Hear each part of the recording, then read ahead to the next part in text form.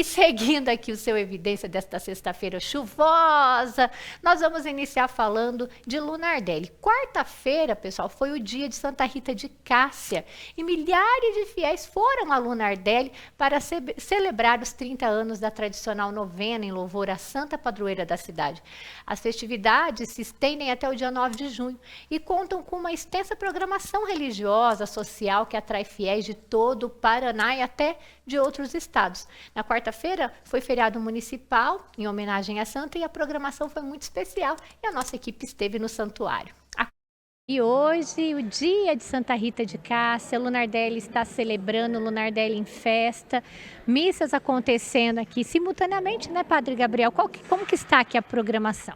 Muito bem, Isabela, nós temos aqui hoje no santuário, estamos já na terceira missa deste dia 22 de maio, solenidade de Santa Rita de Cássia, e temos mais uma missa às 19h30, a primeira foi às 7 horas, a segunda às 10 horas com o nosso bispo, a terceira agora às 15 horas, nós estamos celebrando o Padre Natalício, e depois às 19h30 com o arcebispo emérito de Maringá, Dom Anuar Batista, estará aqui celebrando a missa logo após a procissão luminosa e o show pirotécnico, a queima de fogos tradicional que nós temos aqui todo dia 22, mas ainda maior nesse dia 22 de maio, que é o dia mesmo da nossa padroeira Santa Rita de Cássia. Fala um pouquinho da história de Santa Rita. Muito bem, Santa Rita, ela nasceu em Rocca Porena, na região lá da Itália.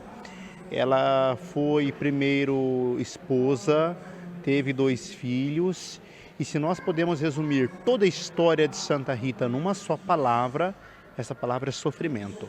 Então, Santa Rita sofreu muito com seu marido, sofreu depois com seus filhos, depois com a morte do marido que foi violentado e também dos filhos, Santa Rita foi para o convento dos agostinianos.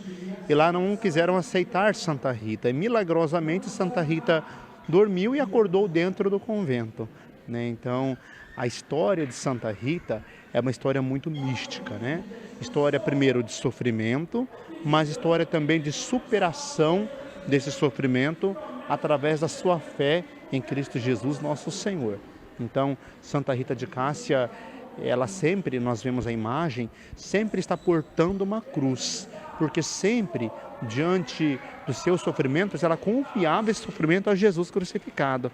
Da mesma forma que Jesus sofreu na cruz, ela entrega os seus sofrimentos a Jesus, para que, passando pela cruz, ela chegue à glória, chega então às alegrias. E fiéis de todo o Paraná vindo a Lunardelli, né, para passar esse dia especial aqui. Isso mesmo, Lunardelli é considerada a capital paranaense da fé, porque aqui, olha, milhares de pessoas passam todos os anos, né? Este mês tivemos o último domingo, 98 romarias, esperamos também várias romarias no próximo domingo.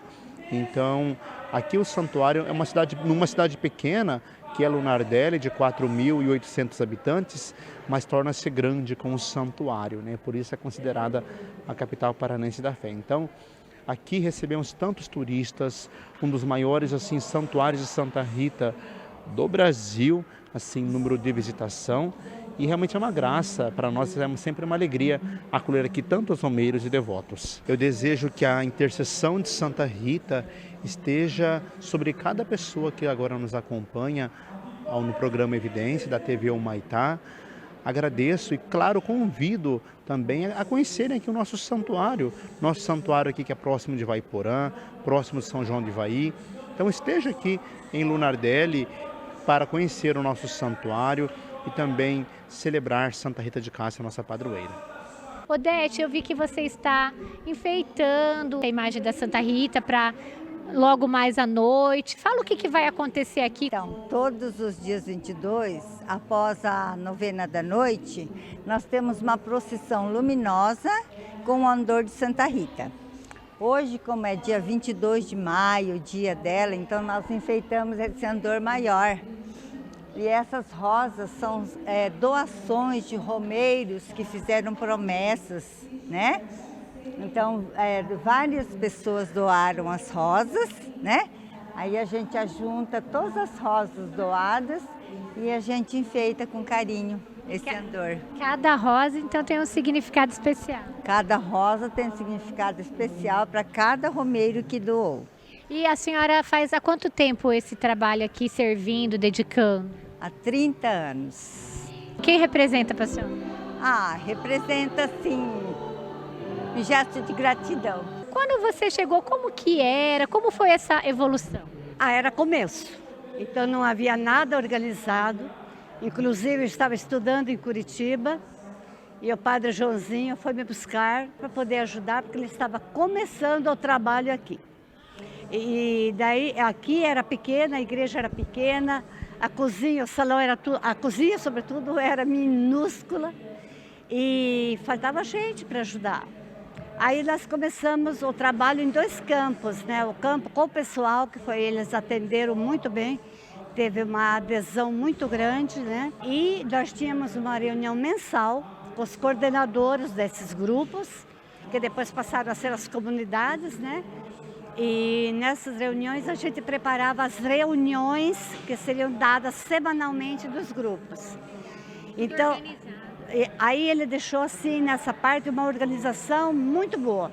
Não só organização, mas uma conscientização do pessoal.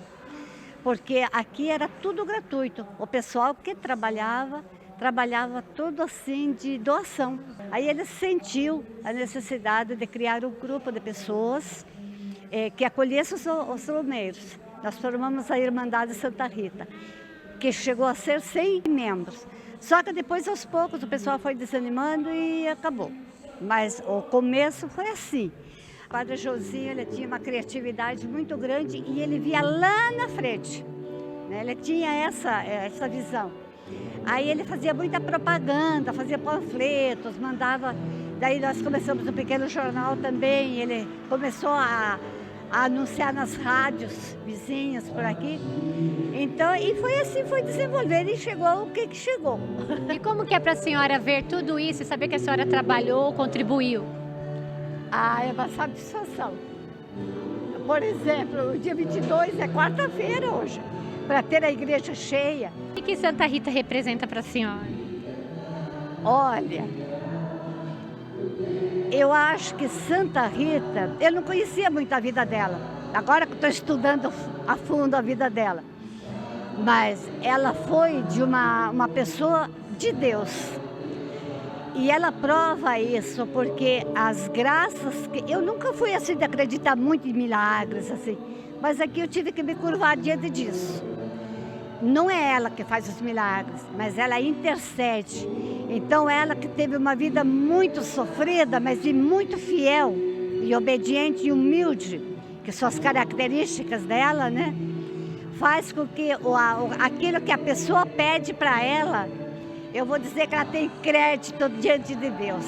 E ela alcança, porque a gente vê verdadeiros milagres acontecerem aqui. Sem fé a gente não vai muito longe, sobretudo no mundo difícil como nós vivemos, né?